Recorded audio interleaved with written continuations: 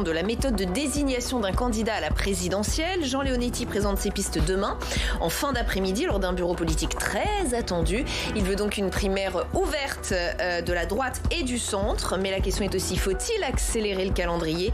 Beaucoup le souhaitent ici, au Sénat. On va ouvrir le débat avec nos invités dans un instant. D'abord, les éléments de contexte avec Jérôme Rabier. Le répit des bons résultats au régional et départemental aura été de courte durée. Les Républicains se retrouvent demain 17h pour un bureau politique à haut risque. Face à Christian Jacob qui préférerait attendre la rentrée pour choisir une méthode de départage et qui ne veut pas de primaire, de nombreux élus vont plaider pour une accélération du calendrier. Auteur d'une motion signée par plus de 90 sénateurs, Roger Carucci plaide pour appuyer sur l'accélérateur et il estime avoir été entendu. Ce que je souhaitais et ce que on a plus ou moins obtenu, c'est que le bureau politique de demain soit saisi de la méthode. Qu'est-ce qu'on choisit? Si demain on nous dit, voilà, on ouvre la possibilité d'une primaire, qu'ensuite les conditions exactes, techniques et tout soient décidées qu'au mois de septembre, mais au moins tout le monde saura que on peut avancer et les candidats potentiels peuvent se manifester et chacun fera sa campagne. Après, chacun fait ses choix. C'est donc bien vers une primaire que l'on s'oriente. Jean Leonetti, qui est chargé de préparer cette échéance, a dévoilé sa stratégie dans le JDD. Et pour lui, une évidence s'impose. Elle ne peut être couverte. Si nous décidions d'interroger nos seuls militants LR, comment pourrions-nous demander à Valérie Pécresse, Xavier Bertrand ou nos amis centristes d'y participer ? Xavier Bertrand, qui peut désormais compter sur un nouveau soutien en interne, le vice-président du parti Guillaume Pelletier voit en lui un candidat naturel. Le président de la région Hauts-de-France et candidat déjà déclaré a toujours dit qu'il ne se soumettrait pas à un scrutin, espérant un ralliement de son ancien parti derrière lui. Mais il sait aussi qu'il ne peut espérer se qualifier si un deuxième candidat issu des LR est sur la ligne de départ. Autant de questions qui devront être débattues demain et peut-être tranchées pour lancer la campagne présidentielle d'une droite qui rêve de revanche 4 ans après avoir été éliminée au premier tour de la présidentielle. Avec nous pour ce match des idées ce soir, Roxane Lundy, bienvenue, membre de la direction nationale de Génération, conseillère municipale à Beauvais. Corentin Le Fur, bienvenue à vous. Bonsoir. Également. Vous êtes conseiller municipal LR d'Aubonne dans le Val d'Oise et conseiller national du parti LR. Merci beaucoup à tous les deux d'être ici. Corentin Le Fur, beaucoup de sénateurs, 92 pour être précise, demandent une accélération du calendrier. Ils veulent surfer, si j'ose dire, sur la dynamique des régionales. Ils ont raison ? Alors sur la partie essentiellement du calendrier, oui, je pense qu'ils ont raison. La date du mois de novembre qui a été annoncée en deadline finale pour pour que la droite puisse se doter d'un candidat me semble effectivement beaucoup trop tardive par rapport à la dynamique.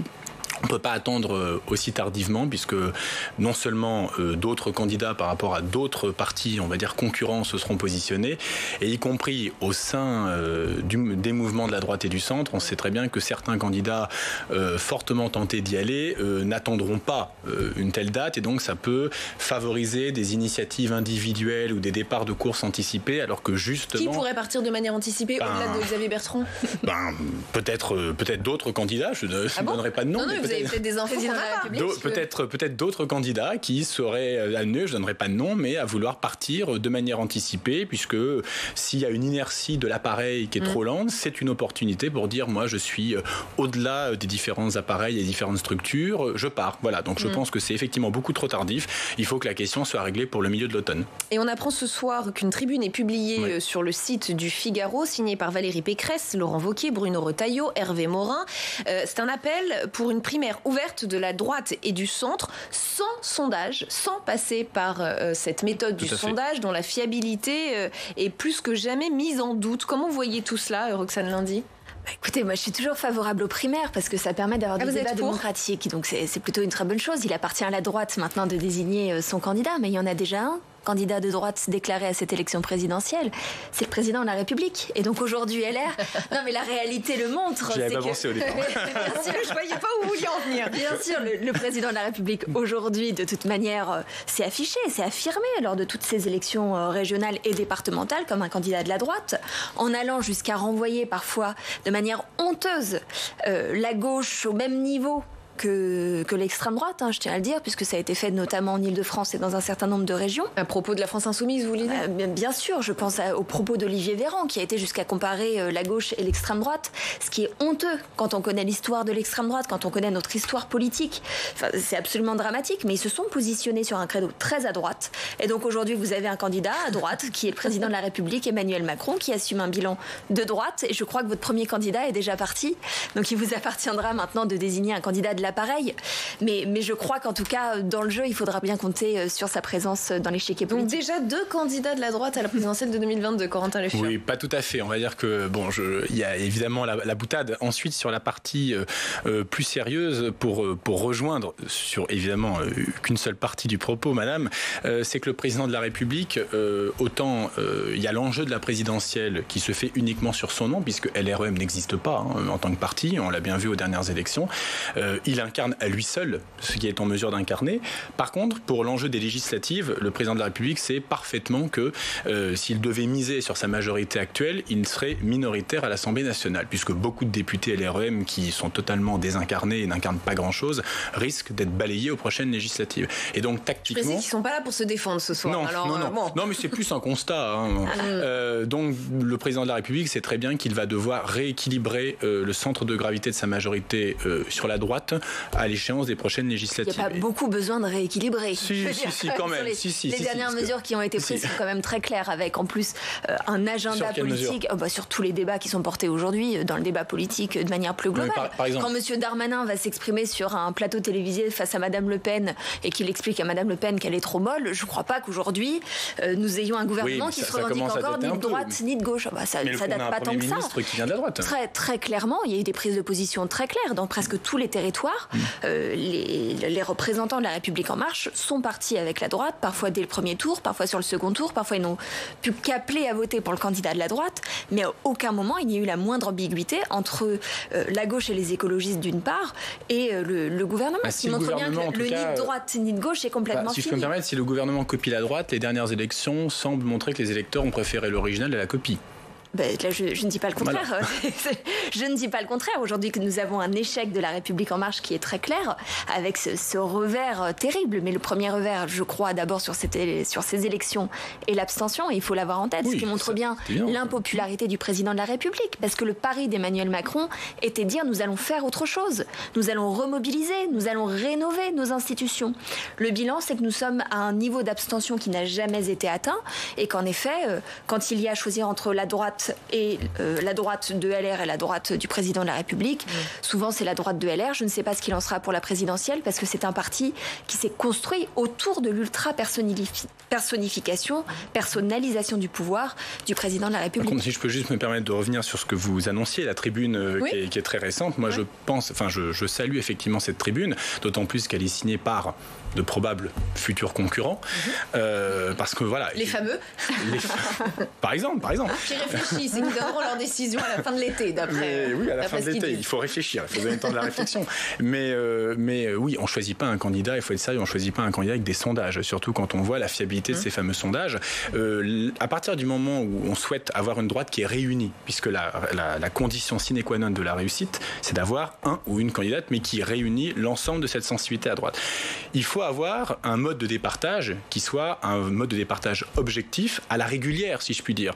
Et donc, on n'a que le système de la primaire. On a dit beaucoup de mal de la primaire de 2016, mais le problème n'était pas la primaire de 2016. C'est les péripéties, je pourrais dire, qui sont arrivées à partir du mois de janvier-février sur le candidat Fillon. Mais la primaire a montré qu'on pouvait avoir un véritable exercice démocratique. Certes, vous avez des gens de gauche qui viennent voter de manière marginale, mais ça n'influence pas évidemment le résultat global. Et ça a permis de faire émerger un candidat qui, à l'époque, n'était absolument pas envisagé dans les sondages qui nous vendaient absolument un duel Sarkozy-Juppé. Pourtant, les sondages, je vais quand même vous en citer un, celui de l'IFOP publié par le JDD. Oui. 46% des sondés estiment que Xavier Bertrand ferait un bon candidat de la droite. C'est le seul qui s'est déclaré. Voilà, 42% pour Valérie Pécresse, 38% François Baroin, 35% Laurent Wauquiez, 32% Michel Barnier, 18% Bruno Retailleau. Pour vous, c'est parce qu'il s'est déjà déclaré qu'il est en tête ? Le fait qu'il se soit déjà déclaré et qu'il se redéclare assez régulièrement d'ailleurs, lui donne une visibilité. Peut naturellement donner, on va dire, un réflexe auprès de l'électeur en disant actuellement c'est lui qui déclare, mais on n'est pas dans un exercice de jeu placé. Il faut avoir la légitimité et les élections régionales nationale ne l'ont pas permis, puisque M. Bertrand, M. Wauquiez, Mme Pécresse ont été confortablement réélus dans leurs régions respectives. Donc il n'y a pas eu de match, il n'y a pas aujourd'hui de candidat naturel, quoi qu'on en dise. Je suis assez frappée de vous entendre défendre à ce point le système des primaires aussi, vous aussi de votre côté, Roxane Lundy, d'un point de vue du public qui n'y connaît pas grand-chose. Il voit surtout des gens qui se disputent entre eux dans un parti, alors qu'a priori ils sont censés avoir à peu près les mêmes idées. Beaucoup parlent même de machine à perdre. C'est étonnant de le défendre à ce point. Les gens n'ont pas confiance dans la politique, ni dans les politiques, et tout d'un coup on les voit se disputer entre eux. Vous croyez que c'est ça ? De manière générale, on a besoin de débats démocratiques. D'abord, je pense qu'on sort toujours enrichi du débat démocratique. Oui, mais alors entre vous, sans être filmé, parce que ça donne lieu à des émissions de télévision. Je pense qu'il ne faut pas avoir peur de la démocratie. Faut pas penser que quand on ouvre les choses, quand on a du débat, alors forcément on risque de voir des candidats qui ne devraient pas gagner l'emporter. Je pense qu'il faut faire confiance à la majorité populaire. Mais vous parliez de l'abstention, les Français quand ils voient ça à la télévision, mais par contre, demandent un peu ce qui se passe. Ce qui va être un deuxième sujet, c'est la question par contre de la clarification, de comment est-ce qu'on fait aujourd'hui pour avoir des responsables politiques qui se montrent à la hauteur du moment. Enfin, je tiens à le dire quand même. Alors oui, sur la primaire de la droite, il y aura un peu de clarification à faire, parce qu'entre les positions de Madame Morano, qui de plus en plus quand même a complètement fait exploser les digues qui séparaient encore les digues sanitaires nécessaires, qui séparaient encore la droite républicaine de l'extrême droite, avec des positions qui pour beaucoup non mais c'est pareil à gauche, Roxane Lundy, je veux dire les gauches d'ailleurs, Yannick Jadot, Éric Piolle, Anne Hidalgo, je veux dire toutes ces gauches là, c'est pareil, il y a énormément de différences dans les discours. Et le premier sujet, c'est d'arriver à se mettre d'accord sur un projet, et c'est ce que permettent les primaires. Nous avons une primaire écologiste qui se tiendra en septembre, qui vise à départager les candidats de l'écologie politique. C'est essentiel d'avoir ces moments, parce que chaque candidature ne doit pas se construire de manière ultra personnalisée, mais doit partir d'un collectif. Et ça, c'est essentiel. Et c'est d'ailleurs l'erreur fondamentale, et ce qui fait qu'Emmanuel Macron ne sera pas réélu si ça continue. Parce que nous avons un président impopulaire, parce qu'il s'est fait élire seul, et qu'il n'a pas construit de collectif. Nous avons besoin d'avoir ce collectif. Parce que demain, quand on voit les élus locaux dans les territoires, les grands élus qui font le travail à l'Assemblée nationale, dans les municipalités, dans les différents hémicycles, ce sont eux qui, au quotidien aussi, construisent et bâtissent des majorités politiques. Alors nous avons besoin de construire ce collectif avec des militants pour clarifier les choses d'abord sur le terrain des valeurs. Et je pense que c'est essentiel de toujours revenir au projet et derrière se mettre d'accord sur celui qui leur présente. Mais après tout, on s'en fiche. En tout cas, moi je suis persuadée de voir que c'est pas ce qui doit l'emporter. Comme un seul homme. C'est pas ce qui doit l'emporter. Effectivement, parce qu'on parle beaucoup des personnes, des images, mais il faut effectivement beaucoup parler du fond. D'abord, un débat de primaire peut être respectueux parce qu'on pourrait avoir du coup la même question avec le débat de la présidentielle, avec les candidats, où on n'a pas toujours vu des débats qui nous ont enrichis fortement intellectuellement. Et surtout, parce qu'il faut effectivement clarifier, la droite, depuis très longtemps, est assez plurielle. Il y a un discours la primaire est également l'occasion pour chaque candidat, qu'il soit connu ou moins connu, d'apporter sa vision sur le régalien, sur l'économique, sur les questions européennes. Et ça, je pense que les électeurs ont aussi envie de le savoir. Par exemple, la droite, depuis très longtemps, est sur une ligne, par exemple, économique, qui est quand même assez interventionniste ou assez étatiste. Et on constate une appétence, une aspiration vers une ligne un peu plus libérale. Et je pense que ça doit être aussi intéressant, débattre du fond, pas que de la personne. Allez, on parle du RN si vous le voulez bien. Il n'y aura pas de changement de ligne du côté du Rassemblement national. C'est bien ce qu'a confirmé Marine Le Pen hier en congrès à Perpignan. Nous ne reviendrons pas en arrière, dit-elle. Avec tout le respect que nous avons pour notre histoire, nous ne reviendrons pas au FN, a martelé la présidente du parti. Sauf que voilà, ce refus de changer de ligne ne plaît pas à tout le monde. Ce matin sur Public Sénat, c'est le maire RN de Moissac qui a tiré à boulet rouge sur la stratégie du parti.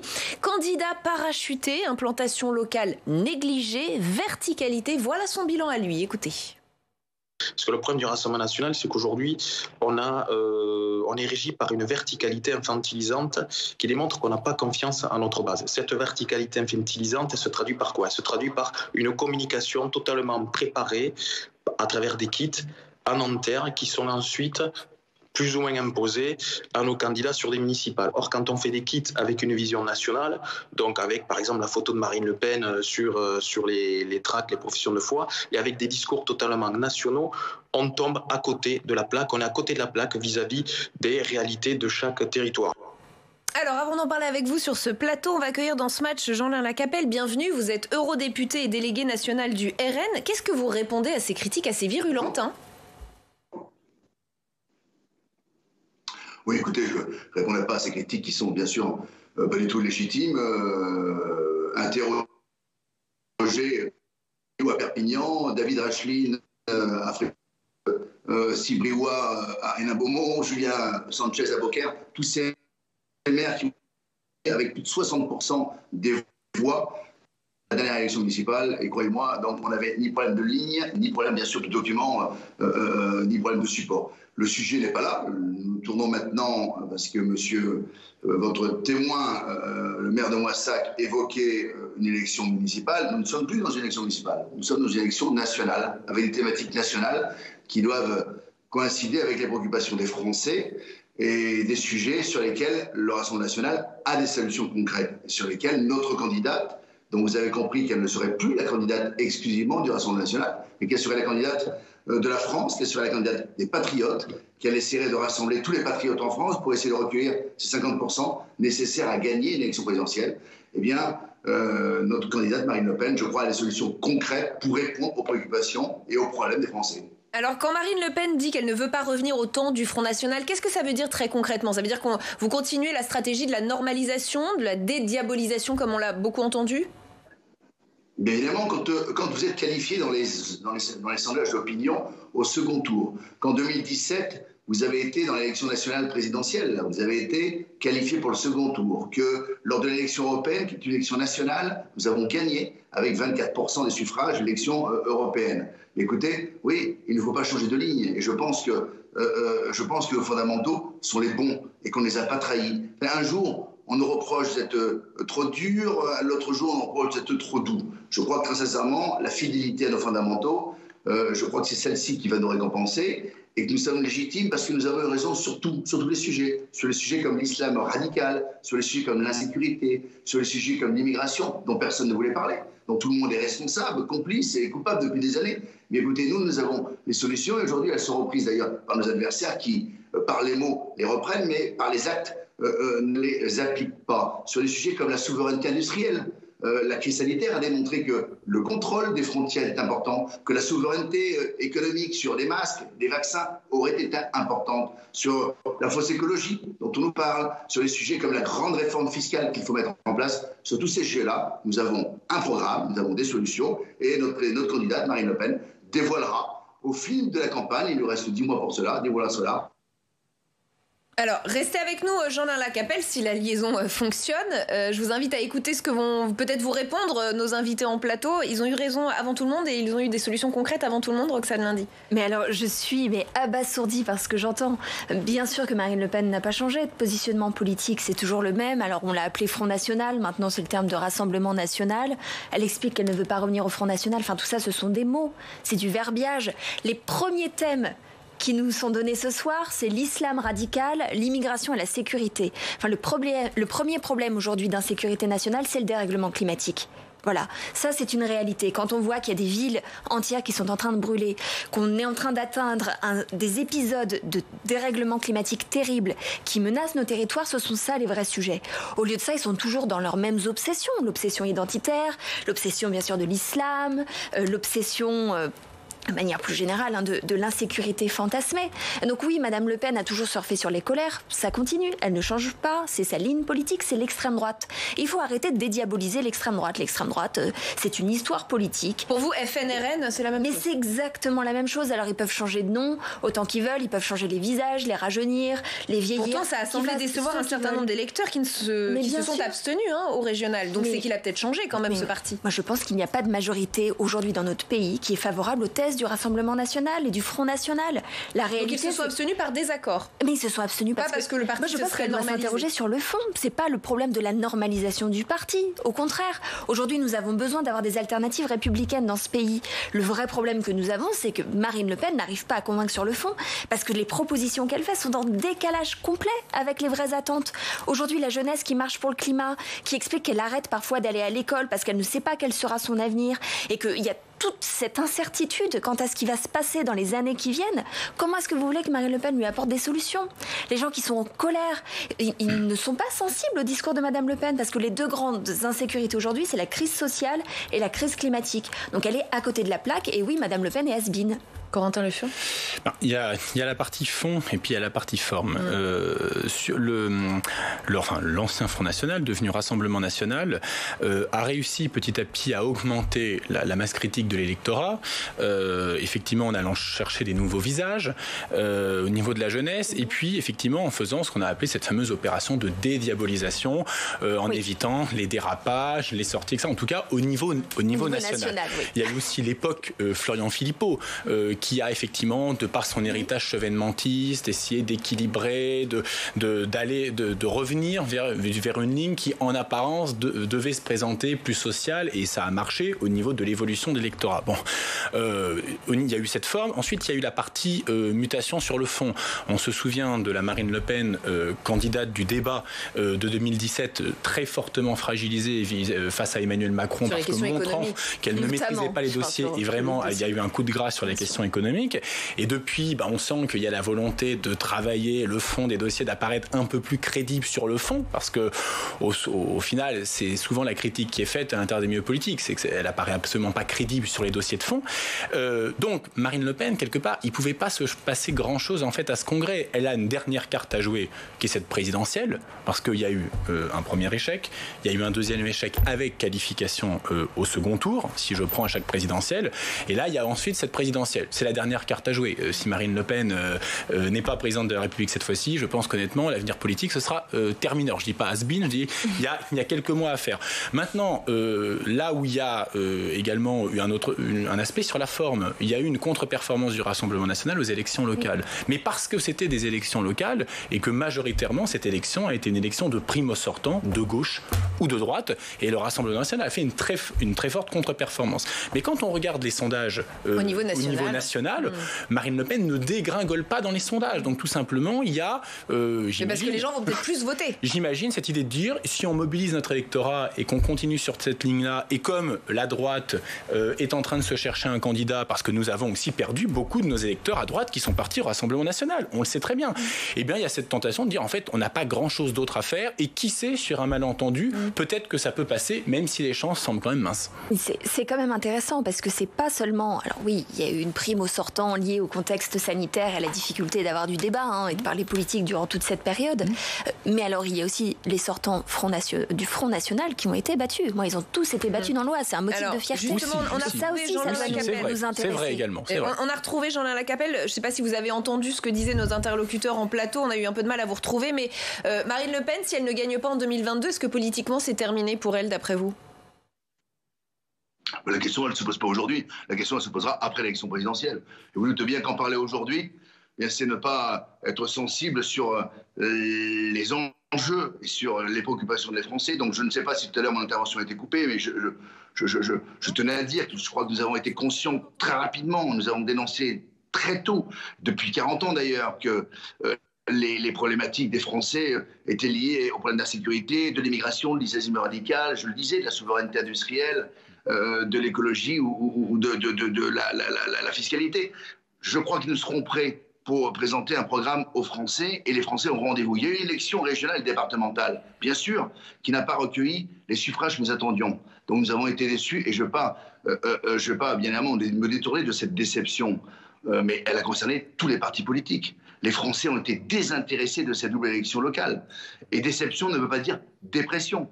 Et ça n'a pas été... J'ai cru comprendre que l'un de vos invités disait que les gens avaient voté à droite, à gauche. Je ne crois pas. Ils ont voté pour les présidents sortants. Il y a eu 13 présidents qui ont été réélus. Ils n'ont pas voté socialiste. Ils n'ont pas voté républicain. Ils ont voté pour leur président de région, auquel ils ont cru. Maintenant, attention, restons humbles. Je dirais l'électorat était si faible que non plus, c'est pas extrêmement révélateur. Et on va s'arrêter là pour ce chapitre. Merci Jean-Alain Lacapelle d'avoir participé au match des idées quelques minutes, et pardon pour la liaison un peu compliquée. On va reparler à présent d'Édouard Philippe, héros d'une série documentaire. Édouard, mon pote de droite, réalisé par Laurent Sibien avec la participation de France Télévisions et de Public Sénat. Hier soir était diffusé le 3e volet intitulé Aux manettes, comprenez Aux manettes de Matignon bien sûr. Il revient sur pas mal de sujets, et notamment sur les difficultés de l'exercice du pouvoir pendant la crise sanitaire. Regardez. C'est vrai qu'en ce moment, j'ai un peu l'impression d'être, tu sais, je conduis un car, j'ai du monde derrière. Il y a un frein sur 2 qui fonctionne pas, il y a du brouillard et du verglas, et on est dans une route de montagne. Et t'as 5 types dans le car qui disent mais non, il fallait tourner à droite, mais non, il fallait tourner à gauche, et puis t'as les autres qui disent putain, j'espère qu'il va pas se planter, quoi. Bon, ça ressemble un petit peu à ça, mon job en ce moment. Vaut mieux pas s'énerver, vaut mieux rester calme et puis essayer de regarder la route et de penser qu'à ça, quoi. Mais ce qui est drôle, c'est que tu croises des gens, et ça c'est très réconfortant, qui te disent mais on voit bien que vous êtes en train d'essayer de conduire ce putain de car là on le voit bien, donc continuez, faites-le bien. Alors, dans quelle catégorie vous êtes, Roxane Lundy? Vous êtes quand même tous un peu dans la catégorie des 5 types qui disent non, fallait tourner à droite, non, fallait tourner à gauche.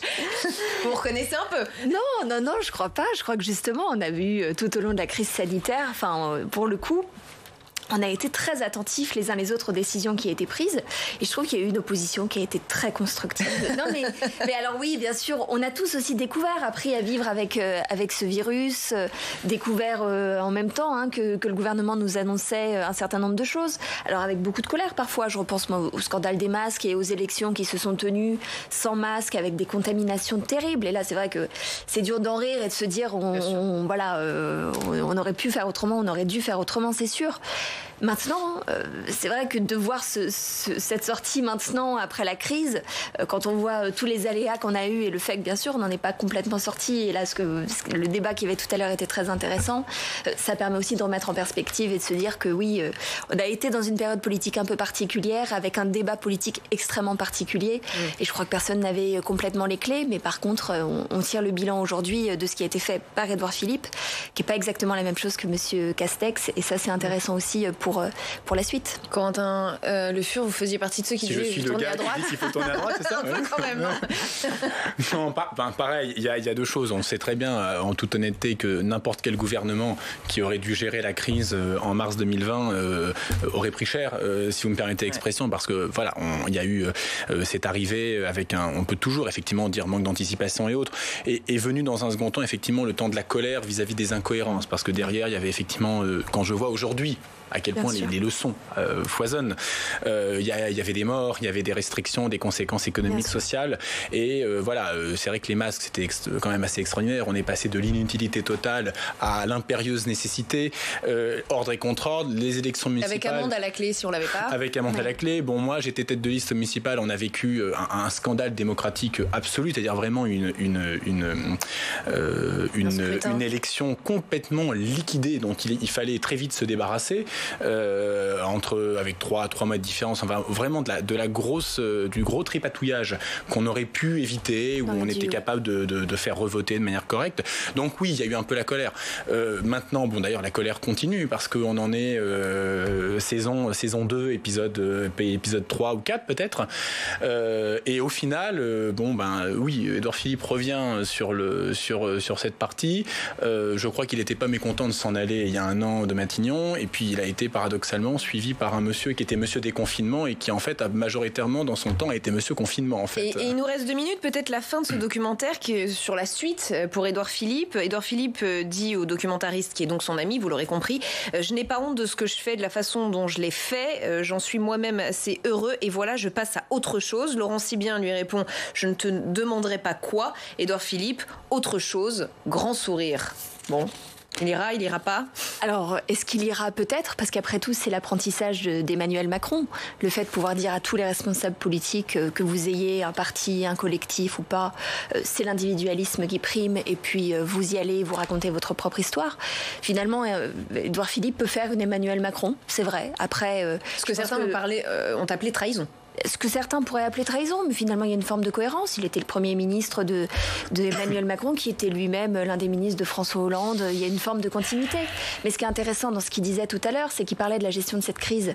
Puisse-t-il aussi avoir tiré des enseignements de cette crise, l'explosion des inégalités, notamment chez les jeunes qui n'arrivent plus à se nourrir, le fait qu'il y ait eu un maintien de cap, le fait qu'on continue à sacrifier les services publics malgré cette crise, et notamment les hôpitaux, qu'il n'y ait pas de moyens supplémentaires qui aient été mis en place, puisse-t-il aussi aussi en tirer des conséquences. Et demain, s'il doit être candidat, eh bien qu'il aille le faire sur l'échiquier politique. Ça vous fera un candidat de plus à la primaire de la droite. C'est la cata à droite. Non. Édouard Philippe, très honnêtement, là, je le dis pas du tout uniquement en tant que représentant LR sur ce plateau. Édouard Philippe a une expérience d'élu local d'une grande ville. Il a une certaine prestance en tant qu'homme d'État. On peut pas forcément en dire autant. Vous n'êtes pas loin de le souhaiter là. Non, mais il faut avoir une analyse objective. Maintenant, candidat de la droite, évidemment que non. Il y a des raisons politiques évidentes. Candidat contre Emmanuel Macron, je ne le crois absolument pas non plus. Je pense qu'il sera avant tout l'outil de ce rééquilibrage du centre de gravité macronien vers la droite auquel je faisais référence, surtout. Sauf si Emmanuel Macron se retrouvait Édouard Philippe pourrait être un candidat de remplacement aux dernières minutes si Emmanuel Macron était empêché, je ne sais pas, des conséquences terribles, par exemple, suite à une réforme des retraites qui nous semble imminente et qui rendrait la candidature Macron. Et dont on reparlera. Merci à tous les deux d'avoir participé à ce match. Fin de cette émission. On se retrouve demain à 18h et à 22h30. Dans un instant, audition publique. L'invité ce soir, Barbara Pompili, ministre de la Transition écologique. Demain, 7h30. Bonjour chez vous. Oriane Mancini recevra notamment Patrick Mignola, président du groupe Modem à l'Assemblée. Excellente soirée sur Public Sénat.